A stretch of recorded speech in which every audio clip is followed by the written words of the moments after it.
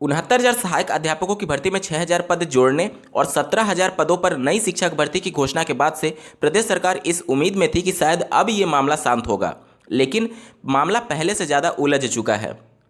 प्रत्येक गुट के अभ्यर्थी अब ये दावा कर रहे हैं कि 17,000 सीटों पर उनका ही हक है।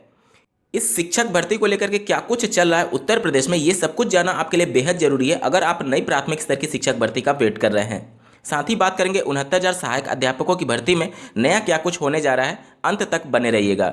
नमस्कार दोस्तों, मेरा नाम है नीरज और आप देख रहे हैं करियर बिट यूट्यूब चैनल। अगर आप इस चैनल पर पहली बार विजिट कर रहे हैं तो इसको सब्सक्राइब करते हुए बेल आइकन को प्रेस करना ना भूलें। जैसा कि आपको ज्ञात होगा, दिनांक 25 दिसंबर 2021 को माननीय मुख्यमंत्री जी के द्वारा लखनऊ में टैबलेट वितरण कार्यक्रम रखा गया था। उनके काफिले के आगे 69,000 सहायक अध्यापकों की भर्ती में ऐसे अभ्यर्थी जो 22,000 पद को जुड़ाने के लिए संघर्ष कर रहे हैं, उनके द्वारा संघर्ष किया गया। आप स्क्रीन पर देख पा रहे होंगे। शिक्षक अभ्यर्थियों ने रोका सीएम का काफिला, पुलिस ने लाठियां भांजी।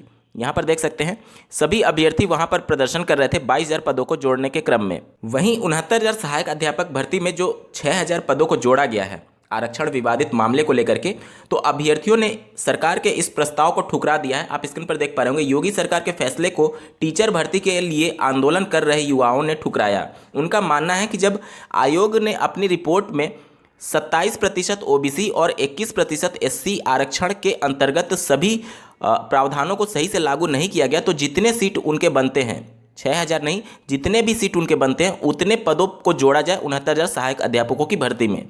साथ ही अभ्यर्थियों ने यह भी मांग उठाई कि सरकार की गलती है कि गलत तरीके से अभ्यर्थियों को भर्ती किया गया जो कि पात्र नहीं थे। मतलब कि जो अभ्यर्थी इसमें चयनित हो चुके हैं विसंगतियों की वजह से, उनको बाहर करने की भी अभ्यर्थियों के द्वारा मांग उठाई जा रही है।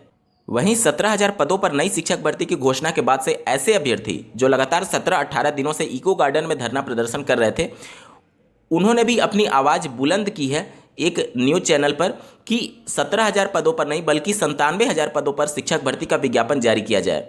उनका दावा यह है कि सरकार ने खुद बताया था कि 51,112 पद खाली हैं। उनका एक वीडियो क्लिप देखिए। सर, हम बस मैं बीजेपी प्रवक्ता से इतना कहना चाहता हूं कि रोजगार पे जल्द प्राथमिक शिक्षक भर्ती का विज्ञापन जल्द जारी करे 97,000 पे, अन्यथा 21 लाख बेरोजगार के साथ 21 लाख परिवार है और 2022 में माननीय योगी जी की कुर्सी छीनकर इन्हें भी बेरोजगार करने का काम करेंगे। और हमारे पास भी बुलडोजर है ये बुलडोजर जब चलेगा तो सरकार ने पूरी कुर्सी बदल जाएगी। और माननीय प्रवक्ता समाजवादी पार्टी से भी कहना चाहता हूं कि मौखिक रूप से रोजगार न दे, माननीय कोई भी पार्टी अगर बेरोजगारों को ध्यान देना चाहती है तो अपने घोषणा पत्र में लिखित रूप से इसको शामिल करे। जो पार्टी अगर रोजगार के साथ है तो अपने घोषणा पत्र में रोजगार के एजेंडे को शामिल करेगा, तभी हम उस सरकार को सुनेंगे, नहीं तो नोटा का बटन खाली है हमारे पास। और भाजपा प्रवक्ता जी से निवेदन करना चाहता हूं कि शिक्षा मंत्री जी को सद्बुद्धि दे। माननीय मुख्यमंत्री जी के द्वारा स्मार्टफोन और टैबलेट वितरण कार्यक्रम के दौरान ये बोला गया कि युवाओं को छलने वाले जेल जाएंगे। आप स्क्रीन पर आर्टिकल देख पा रहे होंगे। साथ ही उन्होंने कहा कि युवाओं के भविष्य के साथ खिलवाड़ करने वालों की सही जगह जेल है।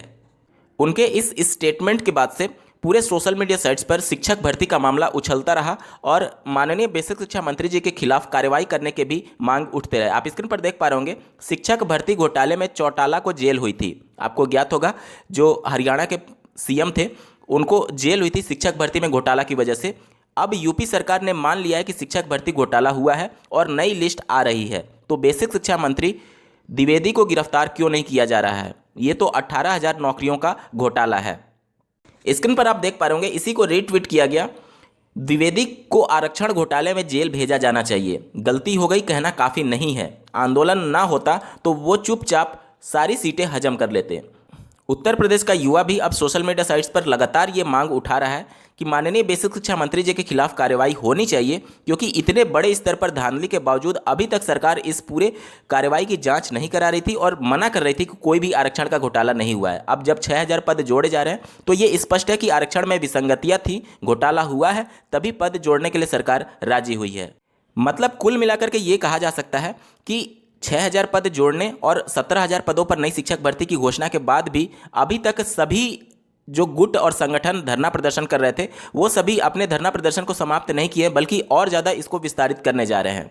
क्योंकि लगातार 69,000 में पद जोड़ने के वाले अभ्यर्थियों की मांग ये है कि 6,000 नहीं, उनके लगभग 17-18 हज़ार पद बन रहे हैं आयोग की रिपोर्ट के अनुसार। वहीं 69,000 सहायक अध्यापकों की में 22,000 पद जोड़ने वाले अभ्यर्थियों का दावा ये है कि 17,000 पदों पर जो नई शिक्षक भर्ती का विज्ञापन जारी किया जा रहा है, एक्चुअल में वो उनकी सीटें हैं। वहीं 69,000 शिक्षक भर्ती के अलावा ऐसे अभ्यर्थी जो नई शिक्षक भर्ती की लगातार मांग कर रहे थे, उनका दावा ये है कि लगभग 51,112 पद खाली होने के संदर्भ में प्रदेश सरकार ने ही माननीय सुप्रीम कोर्ट में कहा था, तो फिर 17,000 का झुंझुना उनके हाथों में क्यों पकड़ाया जा रहा है?